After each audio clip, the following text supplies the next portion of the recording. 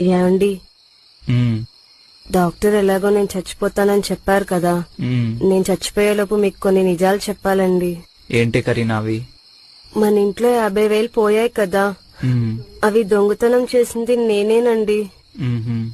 అలాగే మీ మొదటి భార్య మిమ్మల్ని వదిలేయడానికి కారణం కూడా నేనేనండి. ఉమ్, మొన్న మన ఇంట్లో జరిగిన ఇన్కమ్ ట్యాక్స్ రైడ్ కూడా కారణం నేనేనండి. నేనే పోలీస్ వాళ్ళకి ఫోన్ చేసి ఇన్ఫర్మేషన్ ఇచ్చాను. ఉమ్. అలాగే చివరిది ఆఖరిది, లాస్ట్ వీక్ మీ ఫ్రెండ్ శేఖర్ తో మీకు తెలియకుండా ఊటీ ట్రిప్ కి కూడా వెళ్ళానండి. పోనీలేవే, అయిందేదో అయిపోయింది. నన్ను క్షమించండి. పోనీలేవే, ఏడవకు. నువ్వెలాగో చనిపోతున్నావు కాబట్టి నేను కూడా నీకు నిజం చెప్పాలి.